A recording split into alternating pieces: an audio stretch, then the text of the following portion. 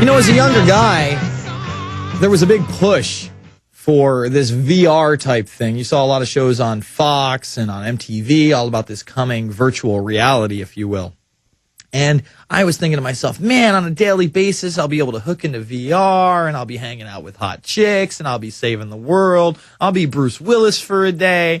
I mean, this is what I thought was in store. But when you look at it, first of all, you'll be lucky to be alive when it really launches. And number two, they're going to really use it to enslave people even further. And if you don't think they're going to, once they're able to get into your mind, they're not going to corrupt you even further, you're out of your mind. Hopefully we still have, I believe we were talking to Jesse in New York. Jesse, you wanted to make another point? Yeah, I forgot what that was, but I was just imagining people like scanning themselves into the game and then cheering and saying, this game's awesome when they get blown away. Well, you know what? Outside of just scanning themselves in for the game, remember, you're putting a spy device in your living room. And most people, again, aren't going to put anything over the camera. And on top of that, they're not going to be able to stop the voice recorder. And this is voice recognition. This doesn't even have to go through third-party software. This has first-party software where it can recognize who's in the house. That's pretty scary to me. It's definitely crazy. All right, Jesse, I thank you for the call. We're going to jump to Don in Indiana, and I'm going to play this three-spot shot clip in the next segment. On top of that, we were able to find the WHO preparedness and planning document on the WHO site. There it is, 1.5.1, legal issues. During a pandemic, it may be necessary to overhaul existing legislation or individual human rights. Examples are the enforcement of quarantine, overruling individual freedom of movement, use of privately owned buildings for hospitals, off-license use of drugs, in other words, the drugs don't have to work, compulsory vaccination or implementation of emergency shifts in essential services. These decisions need a legal framework to ensure transparent assessment and justification of the measures that are being considered, and to ensure coherence with the international legislation, international health regulations. Remember, it's about ending sovereignty. It's about giving more power to the United Nations, and that's why they put this on paper, because they think they can get away with it. And that's why they're planning for a pandemic level 6 to try to implement things like that. Remember, their PSYOP didn't work. If they made the vaccines volunteer, in this country, about 18%, according to the latest polls, would take it. They wanted much more than that. And even in the headline, you can tell they wanted much more than that because they said lower than 30%. No, it was lower than 20%. All right, let's go to Don in Indiana. Don, you're on the line. Hey, how you doing, buddy? Good. Hey, I'm going to give you a little website that I found in archives of like NSA and CIA and so much type documents. This is interesting. George Washington University, you know what that is? Sure. That's basically a spook college, you know what I mean? A lot of them are. Yes, sir. Go to GWU, GeorgeWashingtonUniversity.edu. On their front page, type in your search, type in NSA, CIA, whatever you want, and it'll take you to their history department. You will be fascinated at what you will see. So what do they have, PDF files of a lot of these documents that have been declassified? Sir. Wow. Yes, sir. Massive amount of them. I mean, thousands and thousands and thousands of documents. I wonder if they house like the MK Ultra documents and the Tuskegee experiment documents. I ran across JFK documents and Bay of Pigs documents, both sides, Russian, translated, China, and Cuban documents, intercepts. Really interesting stuff. All right, I will definitely check it out. Thanks for the tip, Don. Let's go to Samuel in Florida. Samuel, you're online. Yes, sir. When I was a child in Alabama, they used to try to make us do mouthwash every year and spit it back over a paper napkin. And, I would say no. And the first time I turned it down, they held me down and pinched my nose and tried to make me take it. And obviously this was an exercise not only in power, but to get you your DNA, to put you in yet another database. Well, they say they want all your medical records, man. They want them digitized. It's open. Hold over. We'll talk to you on the other side. It's the Infowarrior with Jason Bermas, prisonplanet.tv, Infowars.com. What can you do to keep you and your family safe from the resistant new strains of deadly bacteria and viruses?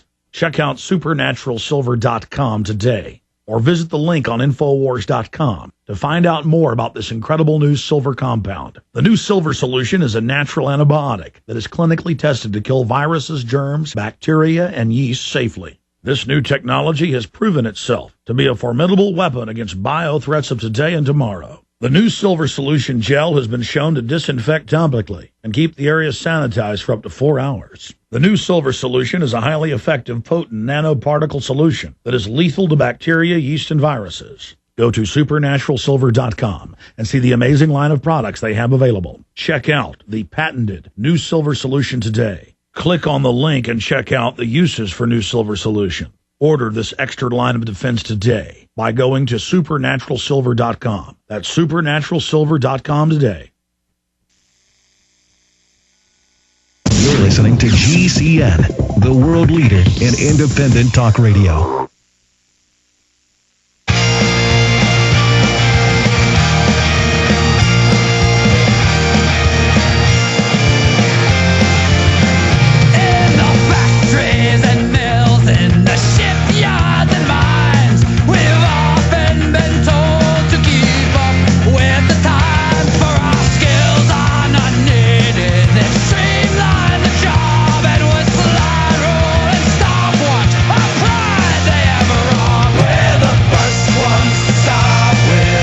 Back. And before I play this video, this 3-shot spot clip, we're going to go back to Samuel in Florida. Samuel, any other points? Oh, well, you know, they would promise the kids Tootsie Roll Pops and lollipops, and they forced my mom to come down there and make me do it, and she wouldn't do it. And I got paddlings every day after that till I left that school system. And, you know, that was 20 years ago. If they were doing stuff like that, the poor country kids in the middle of Alabama 20 years ago, don't think they're not going to do it to people here when they're dumbing down our children, they're dumbing down our education system. I'm a substitute teacher, okay? Mm-hmm. And I told a student to sit down and calm down, we're going to do the pledge. And they told me I wasn't going to come back there no more because I told the student to sit down in a loud manner. Outrageous. I thank you for the call, Samuel. You know, on the track, trace, and database thing, Paul, you gave Alex Jones some information about your daughter and McGruff, the crime dog, correct? I'm getting some nods. Talk about it for a second. You got the little mic over there. What did she come home and say? Oh, Daddy, we had a fun day at school today. Oh, no, I let my mom take my daughter last week, and my mom is pretty much a big wig at a San Antonio daycare center. Mm-hmm. And she told me that McGruff was coming through, and I thought that the stuffed animal kind of dog, the guy in the suit would come in and give hugs out and all that. That's what happened when we were kids. I remember seeing McGruff the crime dog myself. I don't remember giving up my thumbprints, and it wasn't just her thumbprint, was it? It was her entire handprint, basically. I don't think you're on, Paul. I can't hear you in my earphones. Oh, I'm sorry. There you go. My bad. Yeah, they looked like a whole biometric scan. They even had dental records, a section to fill out for the dental records. It was crazy. Yeah, it looked pretty nuts. DNA swabs and all that. Yeah, outrageous. So, and how old's your daughter for people? She's a young girl, right? She's 3. 3. Yeah, we need the 3-year-old's DNA, her dental records, her entire fingerprints. It's the new freedom. All right, let's hit this 3-spot shot clip. And really, again, they would love to be able to forcefully inoculate the entire populace.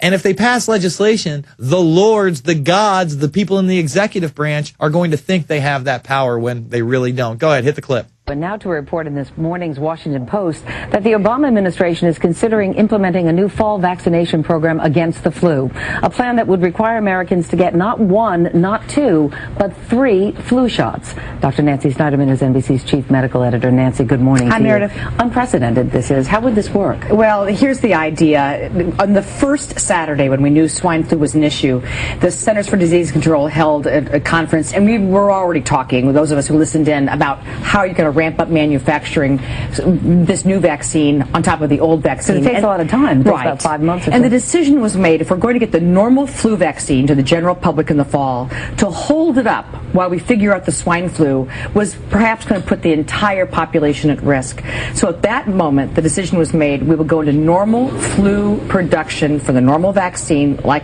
it is.